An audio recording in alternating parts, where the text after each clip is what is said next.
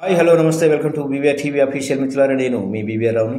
Tollywood heroine Samantha గతేడాది Indian version web series Citadel Honey బన్నీలో కనిపించింది. అయితే కొత్త ఏడాదిలో ఎలాంటి ప్రాజెక్టును ప్రకటించలేదు.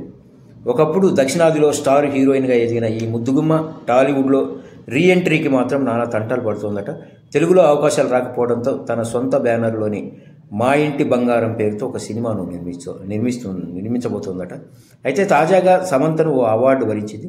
సినీ ఇండస్ట్రీలోకి అడుగుపెట్టిన 15 ఏళ్లు పూర్తి కావడంతో ప్రముఖ సంస్థ ఆమెను సత్కరించింది. చెన్నైకి చెందిన ఎంసీఆర్ గ్రూప్ కంపెనీ ప్రతినిధులు సమంతకు అవార్డును అందజేశారు.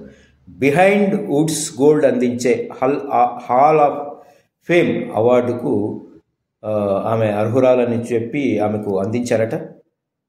సో చెన్నైలో జరిగిన వేడుకలో సమంత ఈ అవార్డు అందుకుంది. ఈ విషయాన్ని సోషల్ మీడియా వేదికగా పంచుకుందామే. అంతేకాకుండా సిటాడెల్ వెబ్ సిరీస్ కూడా మరో అవార్డును అందుకుంది సమంత.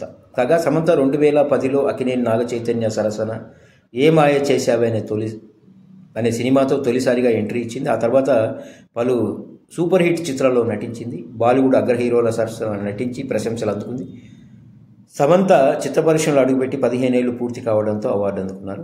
ఈ కార్యక్రమంలో సిటాడెల్ హానీ బన్నీ డైరెక్టర్స్ రాజ్ నిడిమోరు, డీకే కూడా హాజరయ్యారు. కాగా ఇటీవల రాజ్ నిడిమోరుతో డేటింగ్ ఉందంటూ సమంతపై వార్తలు వచ్చిన సంగతి తెలిసిందే. చెన్నైలో జరిగిన పికిల్ బాల్ టోర్నమెంట్లో వీరిద్దరూ జట్టుగా కనిపించడంతో మరోసారి రూమర్స్ వినిపించాయి. ఈ నేపథ్యంలోనే మరోసారి సమంత రాజ్ నిడిమోరు ఒకే వేదికపై మెరిశారు. దీంతో మరోసారి సమంతపై డేటింగ్ రూమర్స్ కూడా వినిపిస్తున్నాయి. అయితే వీటిపై ఇప్పటికీ సమంత కానీ రాజ్ నిడిమోరు కానీ స్పందించలేదు. చూద్దాం.